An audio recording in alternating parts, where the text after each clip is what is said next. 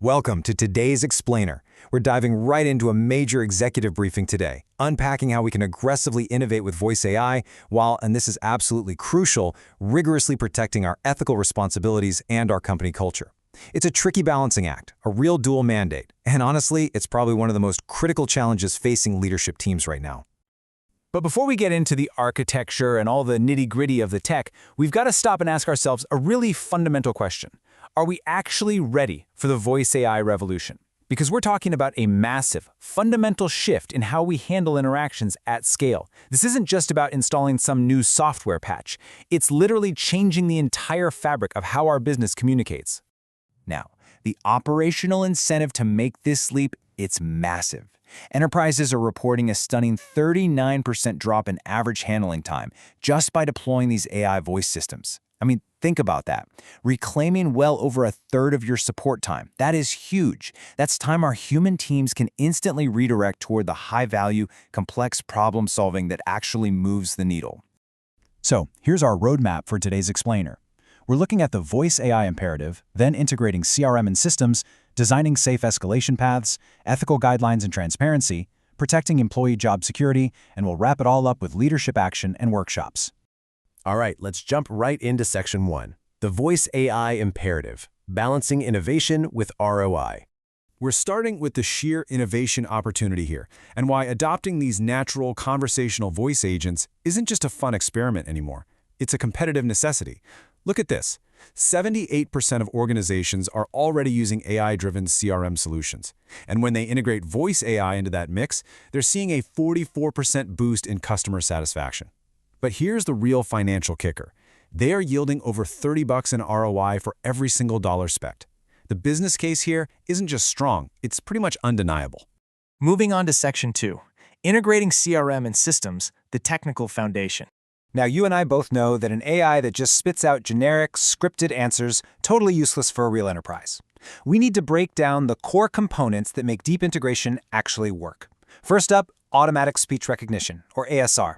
This is what captures those tricky dialects and cuts through noisy audio. Then we have natural language understanding, NLU. This is the brain of the operation. It interprets intent. It knows the difference between a customer saying, "check my balance," versus, "I want to open an account." And finally, dialogue management. This controls the flow of the conversation, making sure that if things need to be handed off to a human, that transition is smooth and completely seamless. So, the real key here is understanding this step-by-step integration layer. Steps 1 and 2, they capture and understand the voice, right? But step 3, that is where the magic happens. The CRM sync pulls the customer's history in real time. It feeds all that rich context right into step 4, where the text-to-speech engine generates a totally natural, informed spoken response. This is literally where raw voice data transforms into actionable, intelligent CRM data, all in a matter of milliseconds. It's wild. Which brings us to Section 3. Designing safe escalation paths, scaling safely. If we're going to scale this safely, we have to accept a somewhat hard truth. AI cannot do everything. We've got to explicitly divide the labor. The AI, it should absolutely handle those high-volume, low-complexity tasks. We're talking order statuses, FAQs, basic appointment scheduling. But on the flip side, we need strict human escalation triggers. If a caller gets emotional, or a complex negotiation suddenly starts, or if we drift into privacy-sensitive topics or legal advice, the AI has got to immediately route that call to a live human expert, while keeping all the context perfectly preserved. And to actually guarantee that safety, we test those escalation paths long before they ever go live. We use multi-agent evaluation frameworks, like IntelliAgent, for example. This system is so cool, it actually simulates user-agent dialogues, generating realistic events to test the chatbot against our strict policy graphs. It spits out these incredibly fine-grained performance reports so we can be 100% sure the AI is strictly adhering to our business and escalation policies well before a real customer ever says a word to it. Moving right along to Section 4, Ethical Guidelines and Transparency, the Governance Mandate. Now, when we're dealing with sensitive customer data, strict governance isn't just nice to have, it's mandatory. There's a quote from some recent academic research on human-agent interaction that really hits the nail on the head regarding our primary design constraint. It basically says the highest level of control and autonomy cannot be held by the AI. It has to be held by the user or the team. The AI is strictly an assistant. The final decision-making power and the ultimate accountability, that must always remain with our human operators. The AI supports, the human decides. So, how do we actually execute this governance? We've got to enforce some really strict ethical guidelines across the whole enterprise. First off, we have to disclose crystal clearly to callers that they are speaking to an AI. Transparency is completely non-negotiable. We also have to provide a super easy path to reach a human agent at literally any point during the call. We need informed consent before using their voice data, and we must ensure absolute compliance with major frameworks like GDPR, HIPAA, and PCI DSS. And finally, every single AI deployment needs a visible human product owner who is ultimately accountable for what it does. All right, Section 5, Protecting Employee Job Security, Preserving the Human Workforce. As executives, a huge part of our job is managing team dynamics and getting ahead of any worker uncertainty about job security when this new AI rolls out on the floor. We have to consistently and loudly reframe the narrative for our teams. It's about augmenting, not replacing.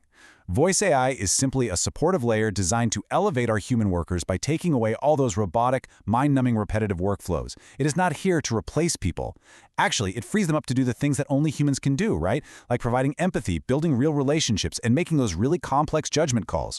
And that mindset has to bleed directly into our actionable HR and management strategies. To prevent team alienation, we need to totally revamp our training to focus strictly on complex problem solving. We've got to teach our agents how to seamlessly leverage that AI-provided conversation context we talked about earlier. And crucially, leadership has to recognize that performance metrics are going to change.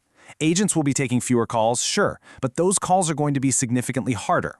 Plus, as the research highlights, we really need to schedule regular in-person meetups to maintain that team solidarity and keep a close eye out for any toxic climates or feelings of alienation in this new, highly virtual setup. Okay, final section. Section 6. Leadership, Action, and Workshops, the Executive Blueprint. So how do we take this whole balancing act and turn it into actionable next steps? Well, here is your literal checklist for our upcoming leadership workshops. When we kick this off, we need to start small. Identify those high-volume, super narrow use cases for the initial pilot. Think simple balance inquiries or basic order statuses. We also need to rigorously audit our CRM data quality, because you know the saying, garbage in, garbage out. We've got to define our strict escalation behaviors and fallback paths, review all our security controls and consent policies, and finally, we must formally assign those continuous human supervision roles. I'm going to leave you with this provocative thought as we wrap up today's explainer. How exactly are we going to guarantee continuous human supervision as these automated systems start scaling globally? Look, innovation with voice AI is pretty much inevitable at this point. The ROI data clearly proves that. But how we engineer that ongoing, ethical human oversight, that is what's going to ultimately define our long-term success, our brand trust, and the very culture of our company. Thanks so much for joining me on this deep dive.